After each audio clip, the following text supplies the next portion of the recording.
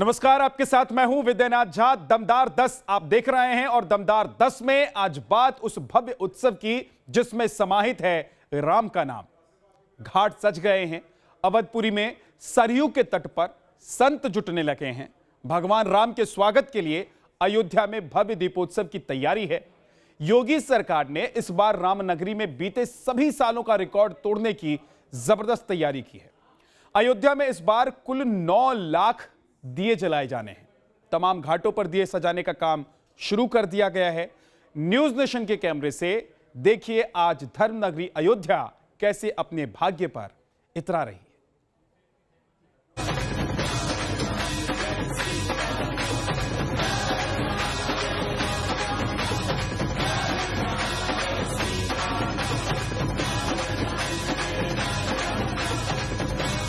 कथा सुनाते राम सकल गुण धाम की, ये रामायण है पुण्य कथा श्री राम।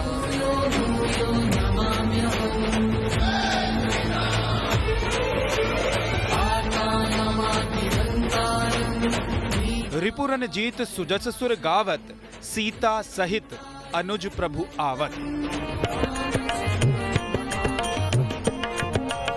इस दोहे का भावार्थ यह है कि शत्रु को रण में जीतकर सीता और लक्ष्मण सहित प्रभु आ रहे हैं, इसलिए देवता उनका सुंदर यश गा रहे हैं। राजा राम आए, राजा राम आए, राजा राम आए, मेरे भोजन का भोग लगाए।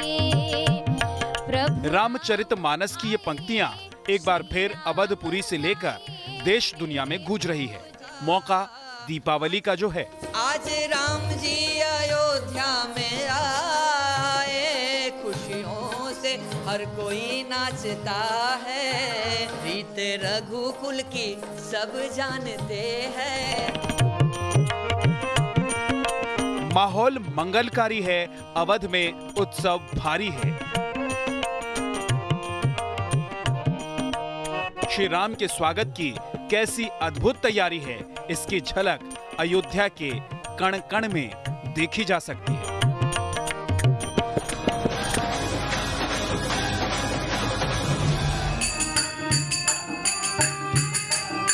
भक्ति की ऐसी बयार, श्रद्धा का ऐसा सैलाब, मानो रामनगरी हजारों साल पीछे त्रेता युग में लौट गई।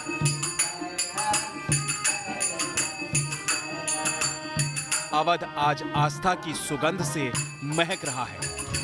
सरयू घाट जगमगा रहे हैं क्योंकि ये दिवाली है रामलला वाली।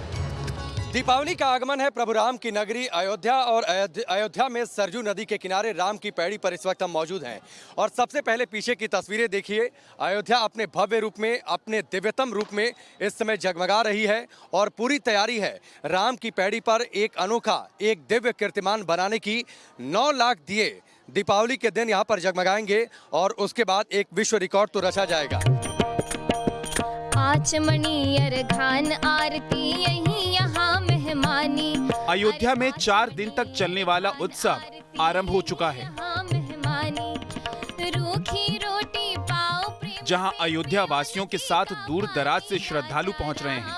आइए प्रभु राम। 3 नवंबर को दीपोत्सव का कार्यक्रम है, जिसमें इस बार फिर से वर्ल्ड रिकॉर्ड बनाने की तैयारी है। मेरे भोजन का भोग लगातार ये 5वां साल है जब अयोध्या में भव्य दीपोत्सव का आयोजन होने जा रहा है। हालांकि उससे पहले बहुत ही एक खूबसूरत तस्वीर आपको दिखाना चाहूँगा। देखिए, जो मुख्य आयोजन है वो 3 नवंबर यानी कि परसों होना है, लेकिन उससे पहले ही राम की पैड़ी की जो सजावट है इस वक्त देखते बन रही है, क्योंकि जो लेजर शो यहाँ पर किया जाता है 3D मैपिंग के माध्यम से, जो रामायण दिखाई जाती है उसका रिहर्सल इस वक्त यहाँ पर चल रहा है। और आप तस्वीरों में देख सकते हैं कि बड़ी तादाद में लोग यहाँ पर 3 नवंबर से पहले यहाँ इकट्ठा है। होई सोई जो राम रच राखा, को करी तर्क बढ़ावे साखा। इसका अर्थ है होता वही है जो ईश्वर ने तय कर रखा है, और अयोध्या की नियति में क्या है ये अब साफ साफ दिखने लगा है। अयोध्या ने त्रेता युग में राम का इंतजार किया था और जब राम लौटे थे तो भव्य उत्सव हुआ था। आज एक बार फिर 500 साल के इंतजार के बाद अयोध्या में जब राम मंदिर बन रहा है तो दीपावली जैसे त्योहार का उत्सव और भी अलौकिक हो चला है। योगी सरकार के आने के बाद साल 2017 से शुरू हुआ दीपोत्सव का आयोजन हर साल भव्य आकार लेता जा रहा है। साल 2017 में 1,87,000 दिए जलाए गए थे। साल 2018 में सरयू के घाट पर 3,01,000 से ज्यादा दिए जलाए गए। साल 2019 में दियों की संख्या बढ़कर 4,04,000 से ज्यादा हो गई। साल 2020 में कोरोना महामारी के बीच भी रिकॉर्ड 6,06,000 से ज्यादा दिए जलाए गए और इस साल 9 लाख दीप जलाने का लक्ष्य है। सरयू के 32 घाटों को ही 7.5 लाख से ज्यादा दियों से रोशन करके विश्व रिकॉर्ड बनाया जाएगा, जिसके लिए 12,000 वॉलंटियर तैनात किए जाएंगे। देखा गया कि साल दर साल जो दीपोत्सव की खूबसूरती है वो खूबसूरती बढ़ती गई, इसकी भव्यता बढ़ती गई और यही वजह है कि आज दीपोत्सव की चर्चा पूरी दुनिया में हो रही है। दीपोत्सव एक वैश्विक पहचान इसकी बन चुकी है, क्योंकि अब कहीं ना कहीं लोग इस दीपोत्सव से खुद ब खुद जुड़ते चले आ रहे हैं। और देखिए, सबसे बड़ी बात ये भी है कि दीपोत्सव को सरकार ने राजकीय उत्सव घोषित कर रखा है। अयोध्या में नजारा अभी से अलौकिक दिख रहा है। प्रभु श्री राम की नगरी में शोभा यात्रा निकालने की तैयारियां जोर शोर से चल रही हैं। रथ सजाए जा रहे हैं। इन्हीं रथों पर दर्जनों कलाकार रामायण के अलग अलग प्रसंगों का प्रदर्शन करेंगे। श्री राम दरबार आपके पीछे है। लंका दहन अभी आप बता ही रहे थे कि किस तरह से अपराध मुक्त प्रदेश की संकल्पना की जा रही है। गुरुकुल शिक्षा के प्रदेश में किस तरह से शिक्षा की संकल्पना हो, किस तरह से शिक्षा की स्थापना हो ताकि प्रदेश जो है सशक्त हो। तो किस तरह से पिछले 5 सालों में एक तरीके से विकास की सभी जड़ों को मजबूत किया गया है। मंगल भवन अमंगल हारी, द्रवहु सुदशरथ अजिर बिहारी। रामायण की इस चौपाई का सार है, जो मंगल करने वाले और अमंगल को दूर करने वाले हैं, वो दशरथ नंदन राम मुझ पर कृपा करें। यूपी में अगले साल विधानसभा चुनाव हैं। ऐसे में अयोध्या की इस दीपावली का महत्व और भी बढ़ जाता है। बीजेपी के लिए तो मौका भी है और दस्तूर भी है वाली स्थिति है। चुनावी साल में बहुप्रतीक्षित राम मंदिर का निर्माण और चुनावी सरगर्मियों के बीच दीपावली पर भव्य दीपोत्सव। बीजेपी को भरोसा है कि माहौल बनकर रहेगा। अयोध्या में बन रहे भव्य राम मंदिर के चलते राम जी यूपी में लगातार दूसरी बार उनका बेड़ा पार करेंगे। दरअसल मंदिर आंदोलन के दौरान राजनीति के केंद्र में रही अयोध्या की भूमिका सियासत में हमेशा से अहम रही है।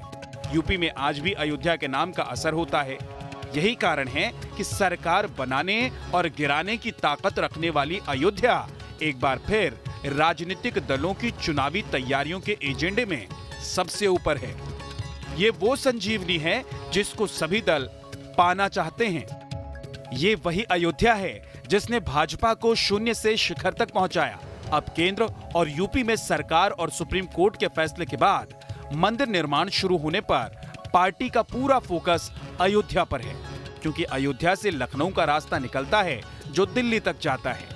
यही कारण है कि योगी सरकार के इस कार्यकाल के आखिरी दीपोत्सव को अब तक का भव्यतम आयोजन बनाने की तैयारी है। सजा दो घर को गुलशन सा, अवध में राम आए। सजा दो घर को गुलशन सा, अवध में राम आए हैं। अयोध्या से अविनाश और राकेश पांडे के साथ टीम न्यूज़ नेशन।